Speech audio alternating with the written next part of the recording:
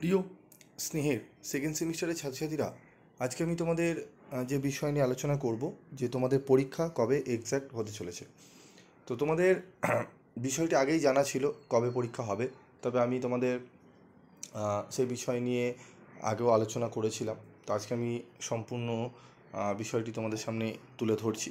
তো সেকেন্ড সেমিস্টারে এক্সাম কোন মাসে হতে চলেছে, তোমাদের পুজোর পরে এক্সাম হবে নাকি সেপ্টেম্বরে হতে চলেছে, তোমরা ফর্ম ফিল আপের নোটিশ কবে পেতে চলেছো, এই সমস্ত বিষয় নিয়ে আলোচনা করবো। এবং যারা ফার্স্ট সেমিস্টারের যারা ছাত্রছাত্রীরা রয়েছে, তোমাদেরও পরীক্ষা কবে হতে চলেছে সেটি নিয়ে আলোচনা করব।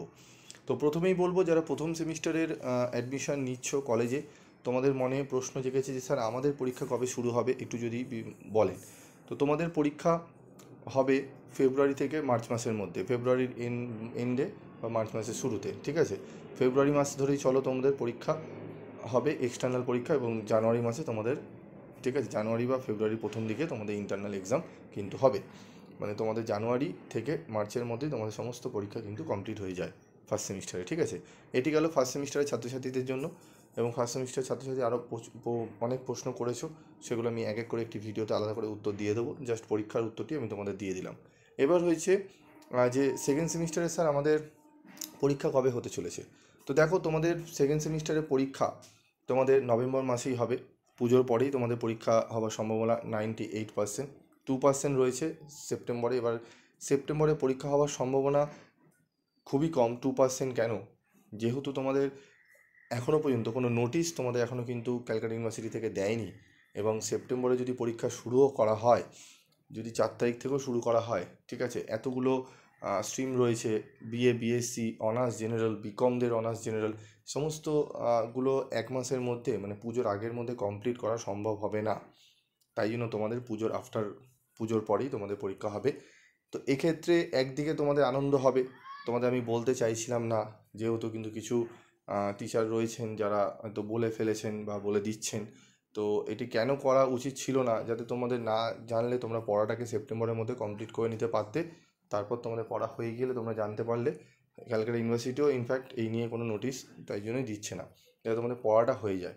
তো যাই হোক, এখন তোমরা কি করবে, পড়াটাকে টোটালি তোমরা নেগলেক্ট করবে। এখন পুজোর আনন্দ তোমাদের মনে এখন আসবে, যে পুজোর পরে পরীক্ষা যেহেতু হচ্ছে, আমরা একটু ঢিলামি দেবো, পুজোর পর করে নেবো মেকআপ। তো এই জিনিসটাই একটু তোমাদের কন্ট্রোল করতে হবে। আমি যেহেতু তোমাদের বলে দিলাম, ঠিক আছে। অনেক গার্জেন ফোন করেছিল, আমি গার্জেনদের প্রায় আমাকে 100-200 মতো গার্জেন প্রায় আমাকে ফোন করেছিল, ঠিক আছে। ফোন করে বলেছিল যে স্যার কবে, আমি বলেই দিয়েছিলাম যে পরীক্ষা কবে হবে, কিন্তু আমি স্টুডেন্টদের বলতে বারণ করেছিলাম। অনেক গার্জেন রয়েছে, তারা হয়তো শুনছেনও। তো যাই হোক, তোমাদের নভেম্বর মাসেই পরীক্ষা হওয়ার সম্ভাবনা, মানে পুজোর পরেই পরীক্ষা হওয়ার সম্ভাবনা বেশি, ঠিক আছে।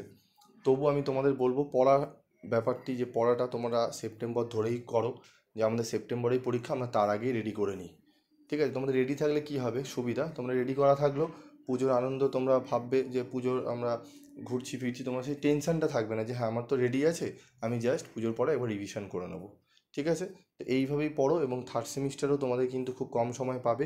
আমি তোমাদের বলবো, সেকেন্ড সেমিস্টারে সেপ্টেম্বরে ধরে চলো, পরীক্ষা কমপ্লিট করে রাখো। সেপ্টেম্বরে পরীক্ষা ভেবে করা হয়ে গেলে তোমরা পুজোর পর সেকেন্ড সেমিস্টার তো রিভিশন দেবে, তার সাথে তোমরা থার্ড সেমিস্টারেও পড়া কিছুটা পারলে শুরু করে দেবে, ঠিক আছে। এবং তোমাদের যেটি থাকবে থার্ড সেমিস্টারে কম্পালসারি পেপার, তোমাদের এইসি বাংলা থাকবে, এইসি 3 বেঙ্গলি, ঠিক আছে। এবং অনেকে ইংলিশ থাকতে পারে, ম্যাক্সিমাম ক্ষেত্রেই বেঙ্গলি রয়েছে। তোমাদের এইসি 3তে তোমরা মানে থার্ড সেমিস্টারে বেঙ্গলি চুজ করেছো না ইংলিশ, সেটি আমাকে কমেন্ট বক্সে জানাবে।